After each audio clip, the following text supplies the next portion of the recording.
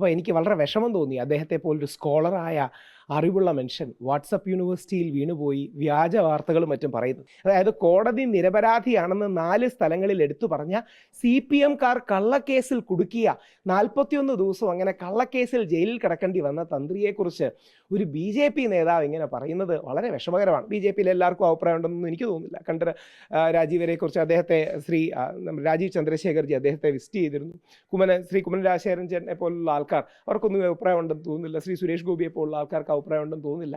Doctor KS Radhakrishnan sir കാര്യങ്ങൾ കുറച്ചുകൂടെ പഠിച്ച് അവതരിപ്പിക്കുകയാണെങ്കിൽ നല്ലതായിരുന്നു. കാര്യം അദ്ദേഹത്തെ കേരള സമൂഹം ബഹുമാനിക്കുന്ന ഒരു എഴുത്തുകാരനും പ്രഭാഷകനും ഒക്കെയാണ്. ശ്രീശങ്കര യൂണിവേഴ്സിറ്റിയുടെ വൈസ് ചാൻസലറാണ്. അതിൽ നിന്ന് വാട്സപ്പ് യൂണിവേഴ്സിറ്റിയിലേക്ക് അദ്ദേഹം വീണുപോകുന്നത് ദൗർഭാഗ്യകരമാണ്. ഇത്തരം കാര്യങ്ങൾ ഹിന്ദു വിശ്വാസങ്ങളെ അവഹേളിക്കലാണ്. മഹാവിഷ്ണുവിൻ്റെ അവതാരമായ പരശുരാമൻ കേരളത്തിലേക്ക് കൊണ്ടുവന്ന 2 കുടുംബങ്ങളാണ് താഴമണ്ണും തരണനെല്ലൂരും. അങ്ങനെയാണ് ഹിന്ദു വിശ്വാസം. ആയിരക്കണക്കിന് വർഷം മുമ്പ് ഈ നാട്ടിൽ വന്ന് ഇവിടുത്തെ ക്ഷേത്രങ്ങൾക്ക് പ്രാണപ്രതിഷ്ഠ നടത്തി ജീവൻ നൽകിയതാണ്. നൂറ്റാണ്ടുകളായിട്ട് ഈ മണ്ണിൻ്റെ ഭാഗമാണ്. അപ്പോൾ എനിക്ക് വളരെ വിഷമം തോന്നി. അദ്ദേഹത്തെ പോലൊരു സ്കോളറായ അറിവുള്ള മനുഷ്യൻ വാട്സപ്പ് യൂണിവേഴ്സിറ്റിയിൽ വീണുപോയി വ്യാജ വാർത്തകളും മറ്റും പറയുന്നത്. അദ്ദേഹത്തിൻ്റെ പോസ്റ്റിലെ 2-3 കാര്യങ്ങൾ എടുക്കാം. അതായത് ഒന്ന്, ശബരിമലയിൽ ആചാരലംഘനം നടത്തി അശുദ്ധി വരുത്തിയ മനീതി സംഘം പോലും മനീതി സംഘം ശബരിമലയിൽ കയറിയിട്ടില്ല. മനീതി സംഘം താഴെ വെച്ച് തടയപ്പെടുകയാണ്. മനീതി സംഘം തമിഴ്നാട്ടിൽ നിന്ന് വന്ന് അങ്ങനെ പോയി. അപ്പം അതുപോലും ഫാക്ച്വലി മിസ്റ്റേക്കാണ്. 2, അദ്ദേഹം പറയുന്നു കണ്ടൊരു മോഹനരെ ഒരു വളരെ മോശപ്പെട്ട സ്ഥലത്തു നിന്ന് പോലീസ് പിടികൂടിയെന്ന്. ഞാൻ ആ വാക്ക് ഉപയോഗിക്കുന്നില്ല. അത് അദ്ദേഹത്തെ പോലൊരു മാന്യൻ്റെ എന്ന് വരുന്നത് ദൗർഭാഗ്യകരമാണ്. 2, കണ്ടൊരു മോഹനരെ പോലീസ് പിടികൂടിയിട്ടേ ഇല്ല. കണ്ടൊരു മോഹനർ ഈ കേസിലെ വാദിയാണ്, ഈ കേസിലെ പരാതിക്കാരനാണ്. അതായത് ശോഭാ ജോണും ബച്ചൂർ റഹ്മാനും അദ്ദേഹത്തെ തട്ടിക്കൊണ്ടുപോയി അദ്ദേഹത്തിൽ നിന്ന് സ്വർണവും കാശും മേടിച്ച കേസിൽ അദ്ദേഹം വാദിയാണ്. അതിനുശേഷം ബഹുമാനപ്പെട്ട കോടതി പറയുകയും ചെയ്തു ശബരിമല തന്ത്രിയെ ബോധപൂർവം കുടുക്കാൻ ശ്രമിച്ചതാണ് എന്ന് ബഹുമാനപ്പെട്ട ഹൈക്കോടതി പറഞ്ഞു.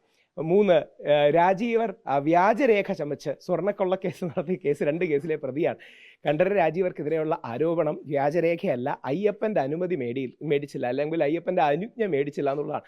അപ്പോൾ ഒരു പോസ്റ്റിൽ ഇത്രയധികം ഫാക്ച്വലി തെറ്റായ വസ്തുതാവിരുദ്ധമായ കള്ളങ്ങൾ ഒരാൾക്ക് എങ്ങനെ പറയാൻ കഴിയുന്നു എന്ന് അത്ഭുതപ്പെടുകയാണ്. പിന്നെ അടുത്തത്, മോഹനര് ജയിലിൽ കിടന്നപ്പോൾ, മോഹനര് എവിടെയാണ് ജയിലിൽ കിടക്കുന്നത്?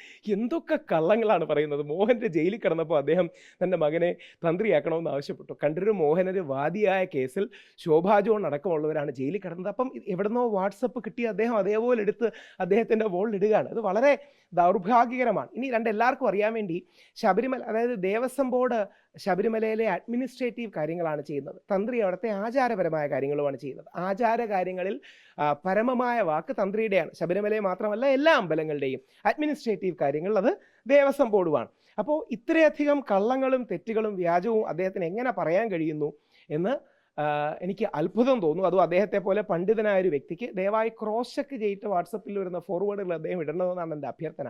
ഇനിയും കണ്ടൊരു രാജീവരുടെ കേസിൽ കൊല്ലം കോടതി 4 സ്ഥലങ്ങളിൽ എടുത്തു പറയുന്നു. 2 സ്ഥലങ്ങളിൽ പറയുന്നു there is not even an iota of evidence. 2 സ്ഥലങ്ങളിൽ പറയുന്നു there is nothing to place on record against the തന്ത്രി.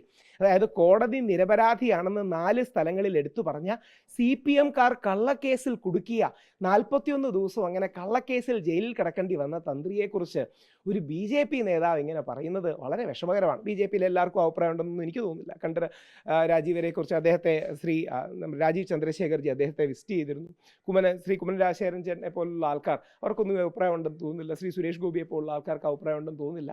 ഡോക്ടർ KS രാധാകൃഷ്ണൻ സാർ കാര്യങ്ങൾ കുറച്ചുകൂടെ പഠിച്ച് അവതരിപ്പിക്കുകയാണെങ്കിൽ നല്ലതായിരുന്നു. കാര്യം അദ്ദേഹത്തെ കേരള സമൂഹം ബഹുമാനിക്കുന്ന ഒരു എഴുത്തുകാരനും പ്രഭാഷകനും ഒക്കെയാണ്. ശ്രീശങ്കര യൂണിവേഴ്സിറ്റിയുടെ വൈസ് ചാൻസലറാണ്. അതിൽ നിന്ന് വാട്സപ്പ് യൂണിവേഴ്സിറ്റിയിലേക്ക് അദ്ദേഹം വീണുപോകുന്നത് ദൗർഭാഗ്യകരമാണ്. അദ്ദേഹം ഈ പോസ്റ്റിലെ ഫാക്ച്വൽ തെറ്റുകളെങ്കിലും അംഗീകരിക്കുന്നെങ്കിൽ അംഗീകരിക്കണമെന്നുള്ളതാണ് അദ്ദേഹത്തോടുള്ള അഭ്യർത്ഥന. അദ്ദേഹത്തോടൊപ്പം 1-2 പരിപാടിയിൽ പങ്കെടുത്തുള്ള വ്യക്തിയാണ് ഞാൻ. ഇത് കണ്ഠരര് രാജീവരെ കുറിച്ച് പറയുന്നത് അദ്ദേഹം ഏതെങ്കിലും തരത്തിൽ എൻ്റെ ബന്ധു ആയതുകൊണ്ടല്ല.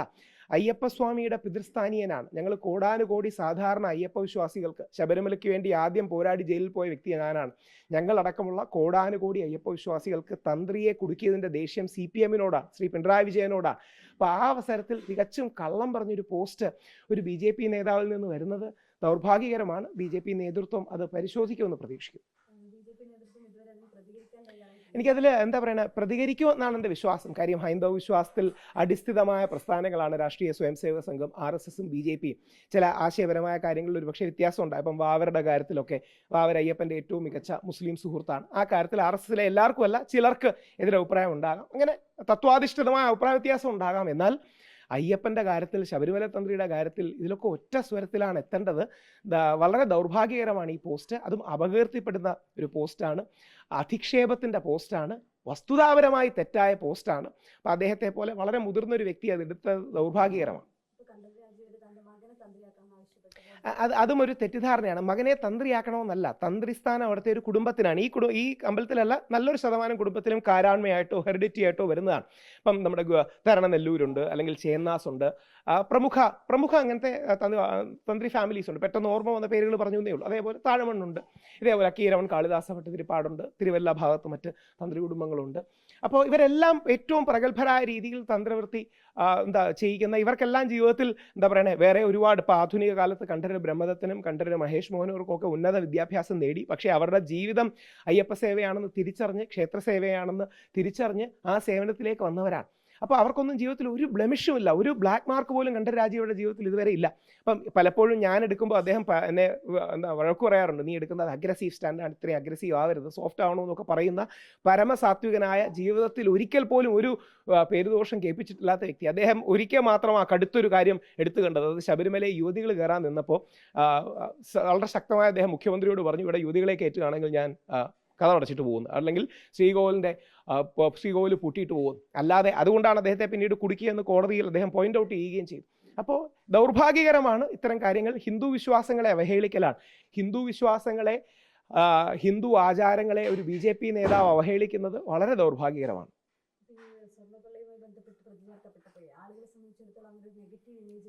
ആദ്യം ചില ആൾക്കാർക്ക് തെറ്റിദ്ധാരണ ഉണ്ടായി. പക്ഷേ കൊല്ലം കോടതി വളരെ കൃത്യമായിട്ട് വിധി പറഞ്ഞില്ലേ.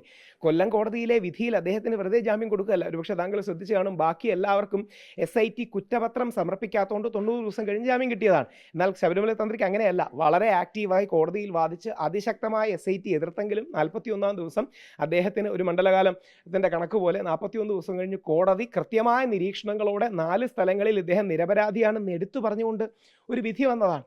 അതിന് SIT മേളിൽ ചലഞ്ച് ചെയ്തിട്ടുണ്ടോ, ചലഞ്ച് ചെയ്തോട്ടെ. പക്ഷേ ഇതിൻ്റെ പ്രശ്നമെന്ന് പറഞ്ഞാൽ, ഇനി 2 ബഹുമാനപ്പെട്ട ഹൈക്കോടതി ജസ്റ്റിസ് ബദറുദ്ദീൻ സാറിൻ്റെ ബെഞ്ച് ഇതിനെക്കുറിച്ചല്ല, അവരുടെ ശബരിമല സ്വർണ്ണക്കൊളയെക്കുറിച്ചുള്ള വിധിയിൽ അദ്വൈതം എന്ന സിനിമയിലെ പഞ്ചാഗ്നി മധ്യേ തപസ് ചെയ്താലും ഈ പാപകർമ്മത്തിന് പ്രതിക്രിയയാകുമോ എന്ന പാട്ട് ആ വിധിന്യായത്തിൽ എഴുതി വെച്ചിട്ടുണ്ട്. അത് വളരെയധികം ആൾക്കാർക്ക് അത്ഭുതം ഉണ്ടാക്കി. ആദ്യമായിട്ടായിരിക്കും ഒരു കോടതി വിധിയിൽ ഒരു സിനിമാ പാട്ട് വരുന്നത്. ആ സിനിമാ പാട്ടിൻ്റെ കോണ്ടെക്സ്റ്റ്, സാഹചര്യം എന്ന് പറഞ്ഞാൽ അദ്വൈതം എന്ന സിനിമയിലെ തന്ത്രിയെ കള്ളക്കേസിൽ കുടുക്കി, തന്ത്രിയാണ് തിരുവാഭരണം കട്ടത് എന്ന് പ്രചരിപ്പിച്ചതാണ്. അപ്പോൾ പൊതുസമൂഹത്തിന് ഇതിൻ്റെ സത്യങ്ങൾ അറിയാം. ഈ സത്യങ്ങൾ അറിയാതെ തന്ത്രിയെ കരിവാരത്തേക്കുന്നതിൽ എന്തർത്ഥമുള്ളത്? അതും കോടതി നിരപരാധിയാന്ന് പറഞ്ഞ് തന്ത്രിയെ കരിവാരത്തേക്കുന്നതിൽ എന്തർത്ഥമാണ്? അല്ല, അങ്ങനെയല്ല. അദ്ദേഹം മുമ്പും കണ്ഠരര് ബ്രഹ്മദത്തൻ, അദ്ദേഹം നിയമത്തിലൊക്കെ വളരെ ഉന്നതമായ ബിരുദം നേടിയ വ്യക്തിയാണ്. പക്ഷേ അയ്യപ്പനോട് വളരെ ഡെഡിക്കേറ്റഡ് ആണ്. അദ്ദേഹം കഴിഞ്ഞ തവണ ഇദ്ദേഹത്തെ അസിസ്റ്റ് ചെയ്തിരുന്നു. ഇവർക്ക് രണ്ടും പ്രായം വളരെയധികമായി. അപ്പോൾ എന്താ പറയുക, 60കളുടെ മധ്യത്തിലാണ് കണ്ഠരര് രാജി, ഇവർ 70കളാണ് കണ്ഠരര് മോഹനര്. അപ്പം കണ്ഠരര് മഹേഷ് അടുത്ത തലമുറയിലേക്ക് അത് വരികയുണ്ടായി.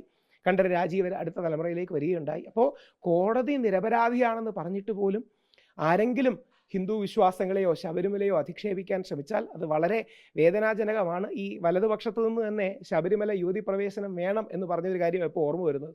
ചില ആൾക്കാർ ശബരിമല യുവതി പ്രവേശനം വേണമെന്ന് വാദിച്ചിരുന്നു. അതിനോട് സമാനമാണ്. പക്ഷേ ബഹുഭൂരിപക്ഷത്തിൻ്റെ മനസ്സെന്താണെന്ന് എല്ലാവർക്കും അറിയാം. അവർ തന്ത്രിയോടൊപ്പമാണ്, അയ്യപ്പസ്വാമിയോടൊപ്പമാണ്, ശബരിമലയോടൊപ്പമാണ്.